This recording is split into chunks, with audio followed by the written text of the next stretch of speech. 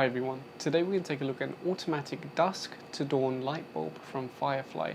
The idea of this is that you'll put it outside, maybe in a driveway or a front porch or at the back of your property, and whenever it gets dark this bulb will automatically turn on, and then when the sun rises in the morning it will turn off. Now you might be thinking, I've seen dusk to dawn light bulbs, I know everything there is to know. Well, this one's a little bit different, so just wait and see. Now let me bring this closer to the camera so you can have an idea of how this bulb looks. So it looks like a standard E27 screw-in bulb, but you can see there's a window on either side, a small window. And when I first plugged this in, I was surprised. Now, ordinarily this would screw into a normal light fixture, but since I'm doing this here on video, I'm going to use this little AC adapter to plug the bulb straight in. So I screwed it in and it turned on, and I thought, well, that's strange because not only do I have my normal light, but I also have video lights on, so it's very bright in here. So why is this bulb coming on? Why doesn't this bulb realize that it's daytime? Why is it still turning on?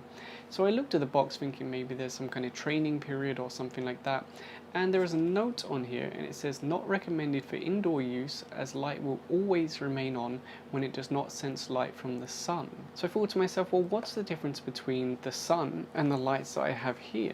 And the first thing that came to mind is infrared. The sun puts out a lot of infrared. Well, I mean, the sun actually has a very wide spectrum of light, but one of the biggest differences that came to mind straight away is infrared. So I went and grabbed my TV remote, and watch what happens if I point the remote at this and press a button. See, it's turning on and off, it's blinking. So it's infrared light, that's what it's looking for. And that's the difference between the sun and the lighting that I have here. Now I'm using LED bulbs, and maybe they put off a little bit of infrared, but it's very minimal. Now you might be thinking, well, why is it not just staying off? Why is it turning on, off really fast? Well, that's just the way that these TV remotes work. They send the same pulse over and over again for as long as you hold the button.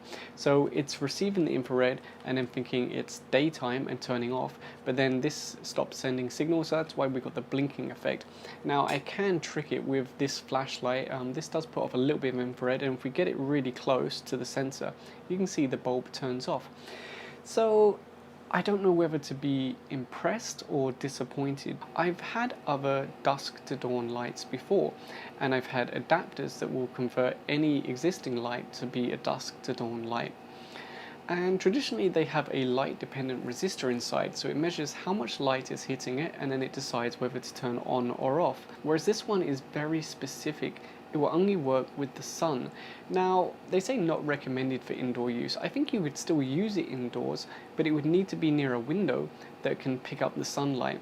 Now, if you're wondering, well, why would I use this bulb at all? Well, the idea is that let's say you put it in your driveway or on your front porch, it will turn on automatically when it gets dark. So even if you're away on holiday, the bulb will still turn on every night. And it will be a different time each night because, you know, the sun doesn't go down at, you know, the exact minute every day.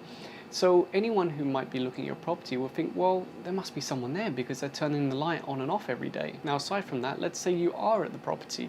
Well, it can still be useful to have a light that turns on automatically and turns off automatically every night because, you know, let's say someone's skulking around outside looking for places to rob.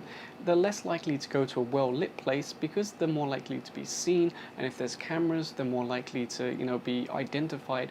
So that's, you know, the typical use of this kind of light. And of course, the nice thing is that you can just replace your existing bulb with this one. You don't have to replace any of the wiring, you don't have to do an external sensor.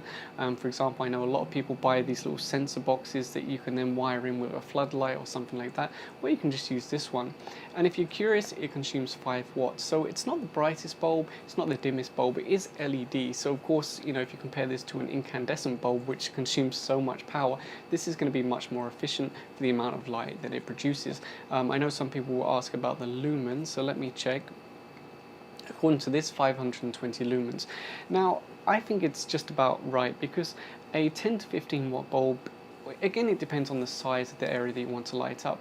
But the higher wattage bulbs, they really produce so much light, and it seems a little bit wasteful when they're going to be running all night. I personally think that for most people, 5 watts is going to be about right. So that was just a quick look at this bulb from Firefly. This was one of the bulbs that they sent over to me as a Christmas gift, and I thought I'd share it here on the channel. So if you have any questions, put them in the comment section down below, and if you enjoyed this video, please give a thumbs up and subscribe. Thanks for watching.